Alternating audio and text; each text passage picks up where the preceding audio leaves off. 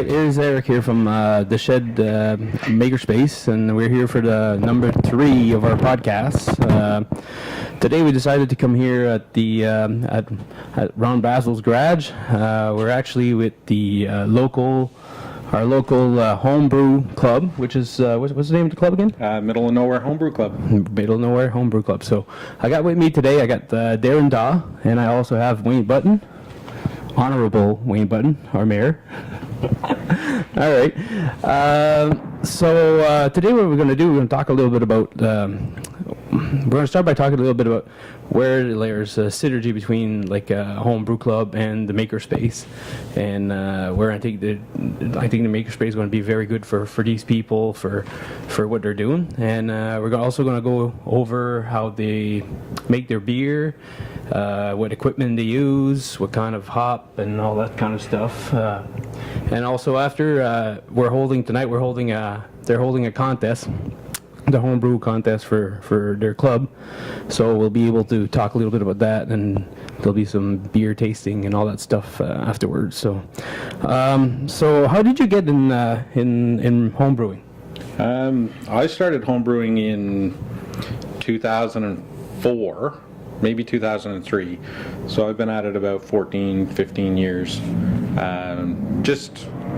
It was originally started off as I bet I can do that, and now it's just turned into a hobby where it's fun to make your own beer and try all the different flavors, try to replicate professional recipes, and just honing the craft too.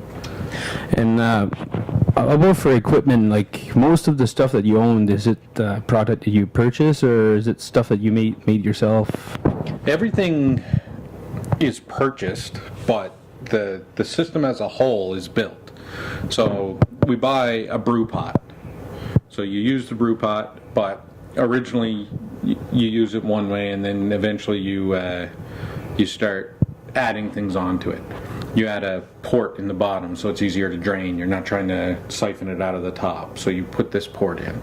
You put a thermometer port in. Now I have a recycling port, so I actually pump it around so it recycles, and that helps clarify it a little bit. So it's just a continuous growth. Yeah, so depending on probably the type of beer you're brewing, or what kind of effect you're trying to get in your beer, or taste, or look, or that probably affects with the... Yeah, definitely. So I mean, the procedure changes from beer to beer, but the ingredients are the main thing. So when we're brewing for a contest, for example, I don't want to brew something that's identical to the next guy. So I'll use a different hop or a different grain that's not typically used, just to set the flavor off a little bit, right? Okay. And where do you buy your supplies, like your hop and that kind of stuff? Is it something you get here locally, or is it something you guys are bringing in? Right now, the local supply is minimal. We're currently ordering most of our stuff from a store in Nova Scotia. They sponsor the Homebrew Club and give us a 10% discount on all orders, and they donate prizes to the contests and stuff like that. So it's Everwood Avenue Brew Shop in Nova Scotia. Cool. What about you, Wayne? Do you brew, or are you just a taster? I'm just a taster. I've always got into unique beers, more so when I became friends with Darren, because he would make stuff and I would try it out, and then he kind of enlightened me a little bit on it. So when I go on vacation now, every now and then if I go to a different pub or restaurant, I'll actually text Darren some different options, and he'll tell me what to try. So I'm more of a taster. I know a little bit, not as much as these guys obviously, but no, I'm just here for tasting. And like on a system like you own, how much beer can you put out, like from a brew? I can brew 10 gallons at a time. If I brew 10 gallons, it would take anywhere from 3 to 6 weeks for that 10 gallons to be ready. So when you're brewing one type of beer, it ties up your whole system. You can't make two at a time, or can you? You can. So I have multiple fermenters, so I can brew 10 gallons of one today and put it in a fermenter, and I can brew 5 gallons of one the next day and put it in a fermenter. So I have about, currently I have about a 30-gallon capacity. Well, that's pretty good. 30 gallon. Yeah. So what if we let's talk a little bit about the Makerspace. If we do have the Makerspace, what will you see? What will you see the members of your club doing at the Makerspace? One big thing is the modifications that I was talking about to the brew pots. I mean, we use a lot of weldless fittings, but the problem with weldless fittings is they get dirty. You got to take them apart, clean them. Where the Makerspace would be somewhere where we can bring our brew pots and weld the fittings on. And when you weld them on, they're sanitary. They don't need to be taken apart and cleaned and stuff like that. Yeah, definitely. There's going to be the capacity to do that over there. There's going to be some welding bay. It's going to be a TIG welding bay. So, and if you don't know how to weld, there'll be people there probably that'll know. A lot of stuff we do too. Like you'll notice, like I have a shirt on. So like we make these things. So yeah, you like do a lot Ron of has a promotional shirt, I have a stuff. shirt. Right. So, like signs or... Exactly. Tap handles is a big one. I just made some tap handles or Dave Hurley made the tap handles and I branded them for him. So I mean, that's stuff that we would be able to do at the Makerspace as well. That's cool. And what about you, Wayne? What do you see would benefit our town with the Makerspace?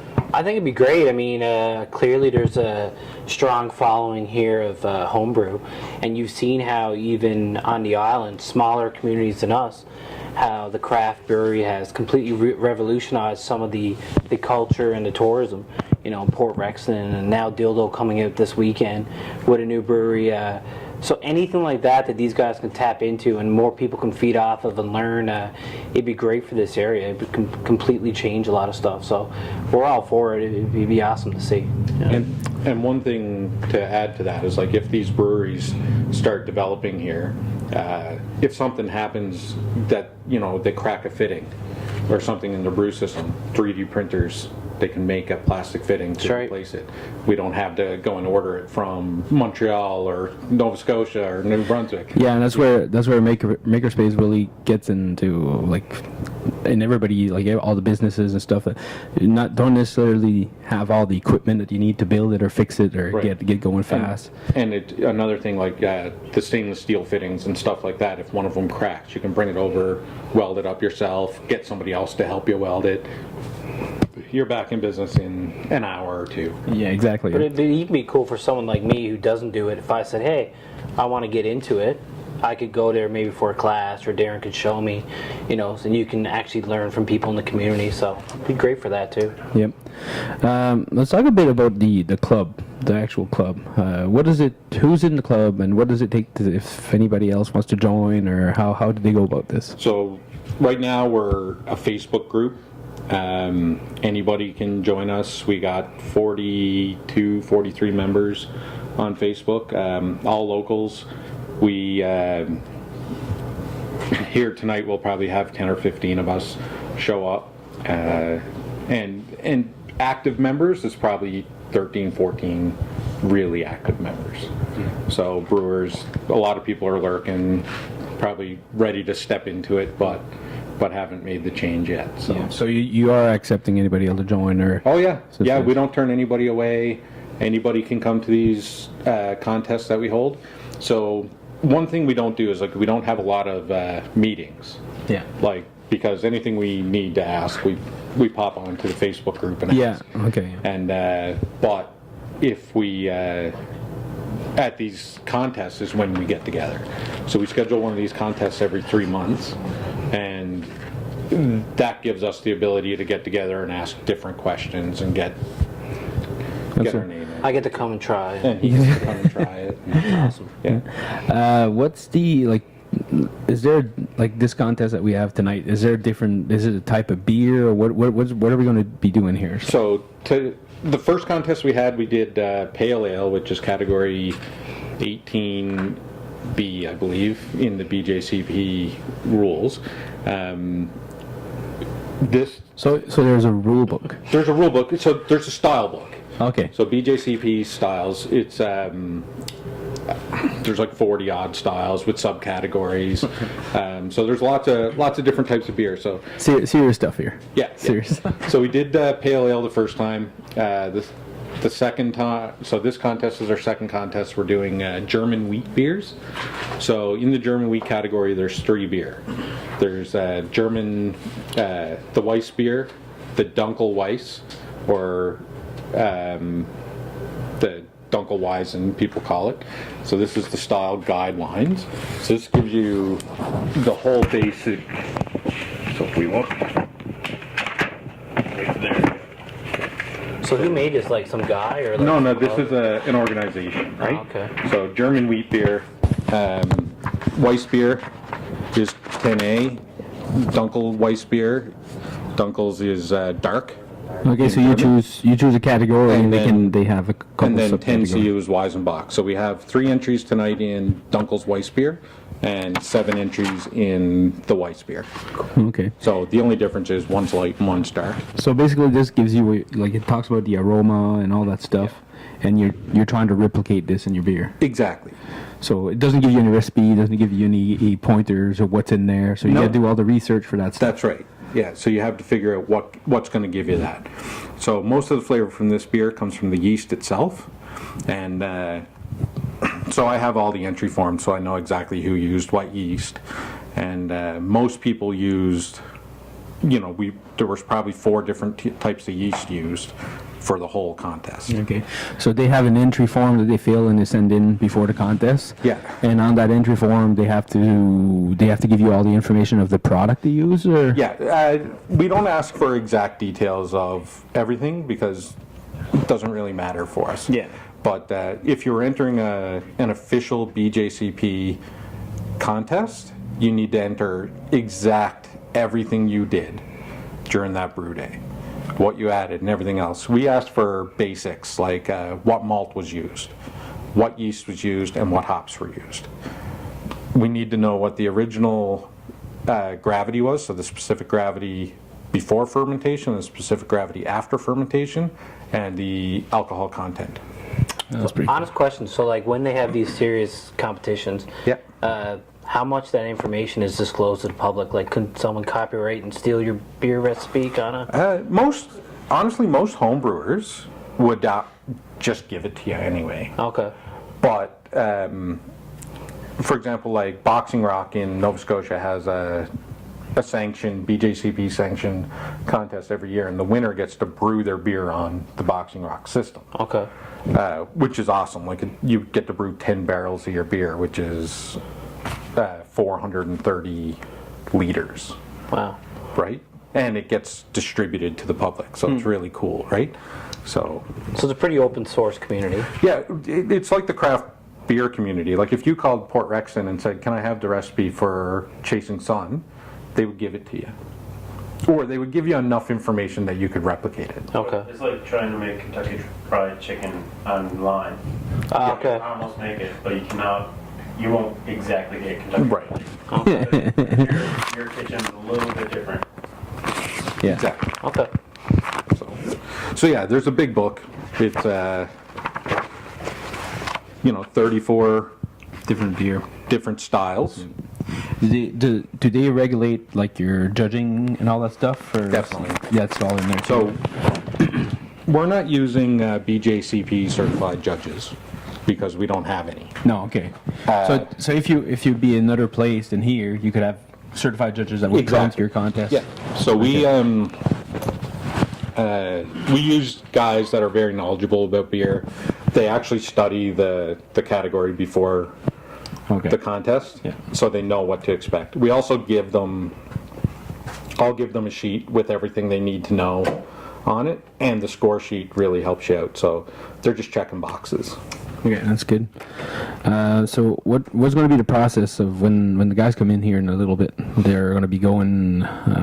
The judge will come in, and all the contestants are coming, and the judge is going to be sitting at the table. We're going to give them beer. So it is. So or- I'll fill up.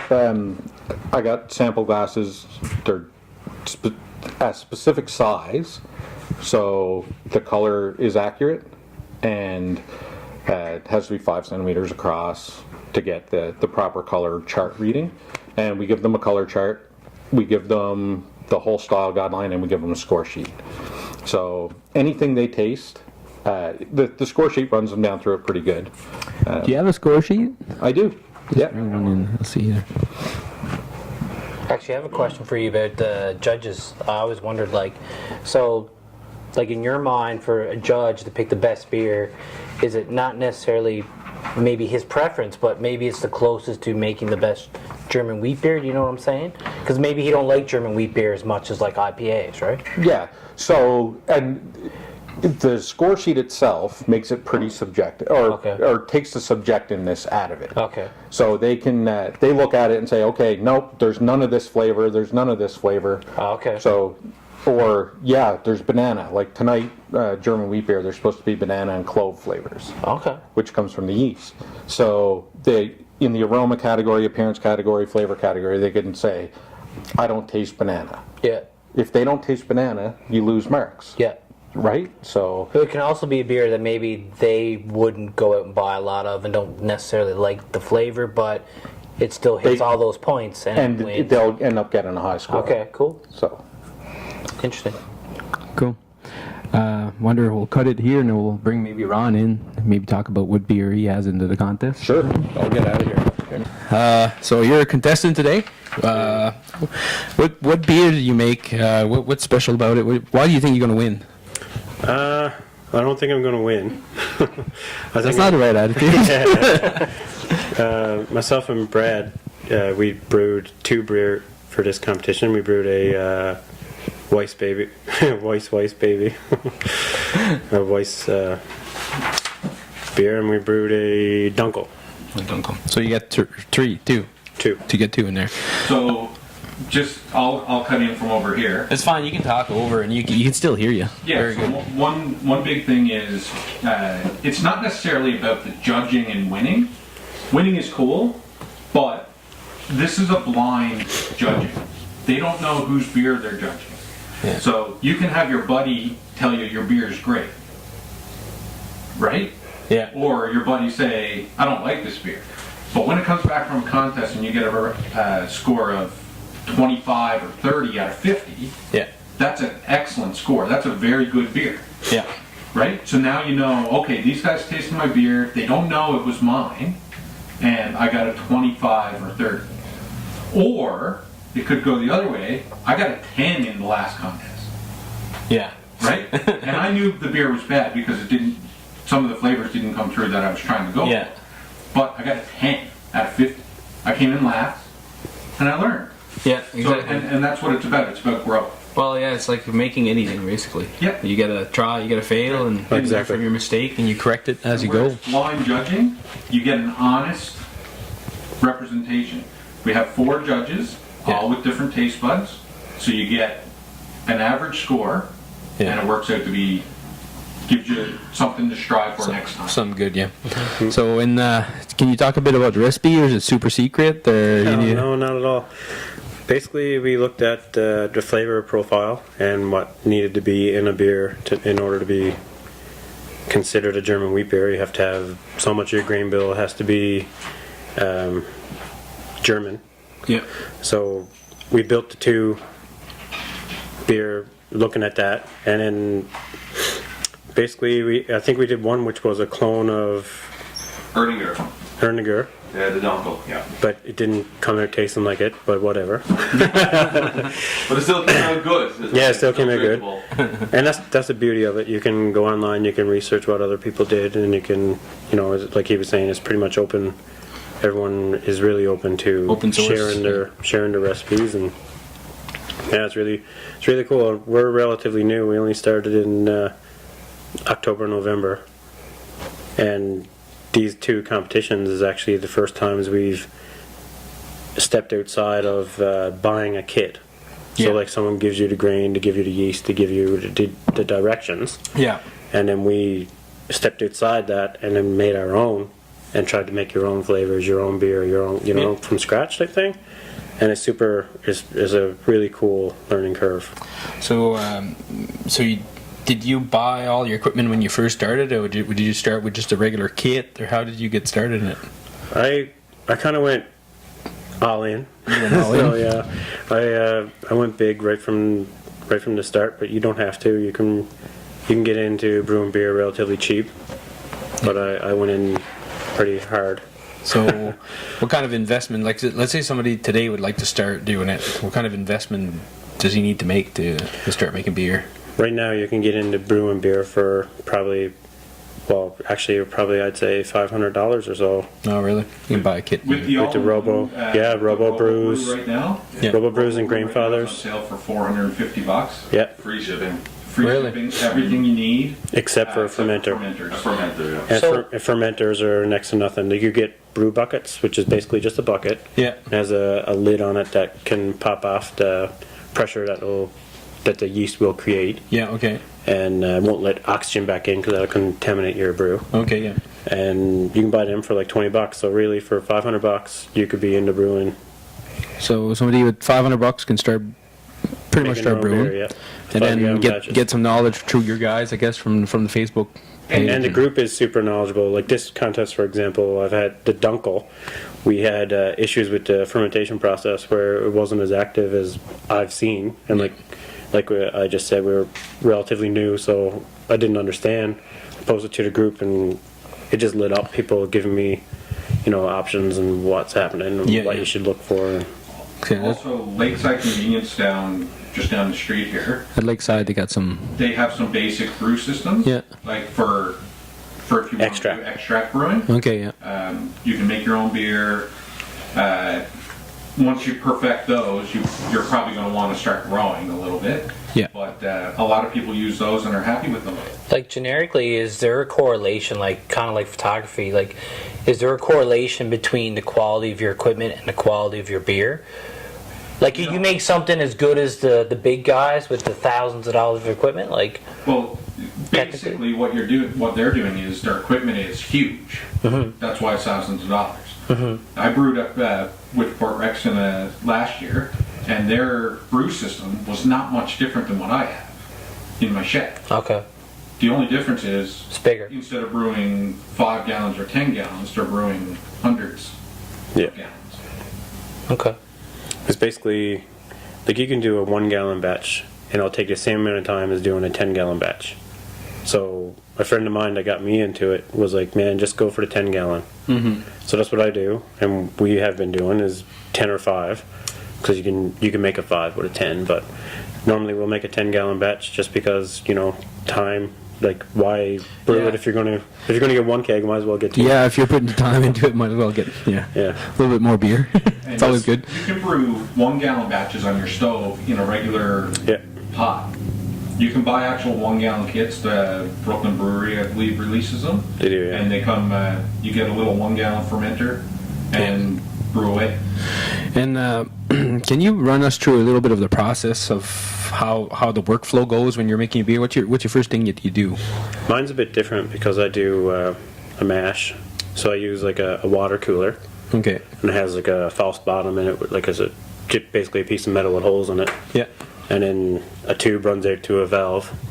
So Is that all homemade? that can be homemade. Could be, yeah. Yeah, no problem. People do actually make them with copper. Okay. They'll take copper pipe and they'll just saw the bottom and then put it in upside down. So then the grain comes down, and as you're draining the water from the grain, the grain is acting as a filter, as is the pipe on the bottom. Okay, yeah. So that's how you're getting like your proteins and your sugars from your beer to actually create your from the grain, sorry, to make your liquor. Okay. And after you've done that process, you go over to like the boiling process? Your boiling process. So what do you boil? You take your hopper and that's Then what you add your hops, yeah. Then you add- So you start with your grain, and you grain. mill your grain. So you get your grain whole kernel, Okay. then you mill it, and just crush it, just enough to say you crushed it. Then you take that, you put it in your mash tun at a certain temperature to extract whatever type of protein you're trying to extract, which is kind of crazy with the temperature differences. Very small temperature change, very big difference in the final beer. Yeah. You got if we're talking Fahrenheit, it's 148 degrees Fahrenheit to 156 degrees Fahrenheit. So 148 creates simple sugars, 156 creates complex sugars. So if you want a dry, easy drinking beer, you do 148, and then as you want more mouthfeel, more body, you increase your sugar. increase your temperature and you'll actually have a sweeter beer because complex sugars can't be broken down by the yeast as easy. okay. So then you boil it. As you're boiling, you add your hops, and they go in at different additions. So say if you add your hops right away in a 60-minute boil, that would be a bittering hop. And as you get closer to the end of your 60 minutes, it would be more of a aromatic hop. Oh yeah. So when you're drinking a beer and it's like no smell, but it's really bitter. Yeah. All those hops went in early as opposed to late. Too late. So the timing of that makes a difference too. Yeah. So you get temperature, you get timing, you get so much stuff going into it. And It's in crazy. your fermentation, the temperature of your fermentation can affect your beer as well. So once you boil it, it goes in the fermenter. From You there, have to chill it. you have to chill it. So you have to cool it, And and the quicker the the speed better. that you're quick, like that makes a difference too. Depends on the style of beer you're going for. It affects the flavor of the beer differently. So there's people that don't use chillers. Yeah. So like I use an immersion chiller. It's a copper coil. You put it in. You run cold water through it. It cools your beer down. Takes about 20 minutes. Some people use Counterflows. counterflow chillers. So they actually run their wort through a chiller, and you got cold water running through the outside of this chiller, and it comes out cool on the other end. Which is outside of your hot water tank. Okay. So if people don't want to use chillers at all, they'll, in Australia they started to do this no chill method. So they'll take like a blue water jug, 6-gallon water jug, and put their hot wort into it, put the lid on, wait till the next day, pitch their yeast. Oh yeah. The first brew actually did. That's the way we did it because we did it in November. We had a flash freeze, so I couldn't use the water hose outside. Yeah. And we put it in a snowbank outside, and it took hours to cool down. To cool down. So at the end of the night, it was like 12:30, and we're like, all right, we gotta call this a day. So we brought it in here, and the next morning I came out and it was at pitching temperature. So I just transferred it to my fermenter, and So you put it in the fermenter, and then what? It stays in there for. you pitch your yeast. It has to be at a certain temperature. I think that one was like 25 degrees maybe. Yeah. And then you pitch your yeast into that. You aerate it, so you just give it a shake or introduce oxygen, Okay. and then cap it off. Come back 2 or 3 weeks later, and And some people actually have oxygen tanks Yeah. with oxygenation stones, and they'll put it in the bottom of the Yeah, like aquarium stones kind of deal there. Yeah, and turn it on and let the oxygen bubble up through, and then they'll Yeah. pitch their yeast. Oh really? Where some people like me and Ron probably just shake up a fermenter that's all I do. and throw our yeast in. Okay. Hey man, it's been working. So when it comes out of the fermenter, then it goes to what, to bottle, or does it settle? Or Some people, yeah, well, it settles. You'll have like a it settles in your yeah, fermenter you have this. Well, it's called trub. You have this gunk on the bottom. on the bottom, and your tap's a little bit higher. Yes, exactly. So Or some people will siphon out, so they'll put in a From siphon top. and they'll just siphon it out, so you don't get any of that trouble on the bottom. Yeah. I got on my buckets. It's probably up about 3 inches or 2.5 inches. I got a little port put in. Yeah. And you pour it. You just turn your port, and all your fermented beer will come out of that. Yeah. Above the trub. Okay, that's pretty cool. That's pretty cool. And And, then- then some people bottle, so you put it in a bottle, and then you add your sugar, so you can actually carbonate your in the bottle. So you carbonate straight in the bottle, not in the. Some people do. So It's natural carbonation, so you add a little bit of sugar or a carbonation tablet. The yeast eats that and starts Creates. fermenting it Yeah. and creates carbonation in the bottle. It's a pretty neat process. Pretty good. But I do forced carbonation under CO2. So Okay. I'll put it into CO in a keg, and I'll introduce CO2, purge all the oxygen out, and then I'll bump it up to 30 psi for 24 hours, 48 hours. Then I'll drop it back down to serving temperature, serving pressure, which for my system is 8 to 10, and Okay. then a week later we'll drink it. Oh, Or I'll put it on its side, pop it up to 30, and roll the keg for a minute. And that's the quick and dirty way to do it. You can drink it in like 2 hours. 2 hours. What, like, to do a 5-gallon, well, once you're all set up and you get everything done, like, to do a 5-gallon of beer, how much did it cost you in, like, product, you'd say? For the kits, you mean? Like Yeah, if you the, buy like, the hop and all the, everything you put in for you- we're doing one batch. If you go out and you buy it in bulk, like Yeah. you can buy a 55 kilogram bag of 2-roll for like $34, Yeah. and you'll need anywhere from 8 to 18 pounds, depending if you're doing a 5 or a 10-gallon batch. So that's where you get your money back. Okay, yeah. When you start to buy in Bigger bulk. batches. In big bulk, yeah. Yeah, you buy your grain in bulk. You get yeah. a lot of beer for a little bit of money. Our biggest cost here is shipping. Shipping up here, yeah, definitely. Flat rate. Yeah, it's like flat rate for 10 pounds. So 20 do the club get together and make bulk shipping together, or is that what they do? Or We've been talking about it. Yeah, we've trying been to- talking about it, and a lot of people actually. There's a fellow now that's driving out, and he's offered to bring back some grain for us. So that's good. And, you know, I'm going on vacation in August. When I come back, I'll bring back some grains. So, and last time I brought back 165 pounds of grain. And within, the group went through it within a month. Yeah, Yeah. So it's worth bringing it. Yeah. it is really. That's where the cost effectiveness comes in when you buy bulk grain. And a brew day lasts anywhere from 4 hours to 8 hours. Yeah. For this contest, Brad and I did 2, so we brewed 2 of them in the same day, 2 5-gallon batches, which is a keg, and a keg equates to like, I don't know, 54 bottles of beer. And we did 2 of those in cleaned up and done. I think it was 8 hours. 8 hour. 2 batches. Yeah. Pretty good. Did you get any question there? Yeah, how often, like how easy is it to mess it up? Like, do you guys ever take a batch and be like, I gotta throw this out, I can't even serve this? So many Yeah. batches. In Yeah? You don't really know until you go to drink it, because anything can happen. Yeah. Normally you can't really screw it up until after you boil, Okay. because that's when you can contaminate the batch. Something can get in there, can contaminate it, bacteria, oxygen, whatever. You don't know. Maybe you didn't sanitize it With that correctly. being said, though, I've scorched a lot of batches during the boil. Okay. I've messed up mash temperatures, Yeah. so I ended up with no sugars. In the end. Is there a certain kind that's like way harder to make or more finicky? Like Apparently or make- lagers are Okay, I was a gonna little say like are lagers harder than reds or This category that we're doing tonight, the German wheat category, is really hard because there's no hop flavor to cover up any mistakes, okay. right? So And your a hops stout. are added all early.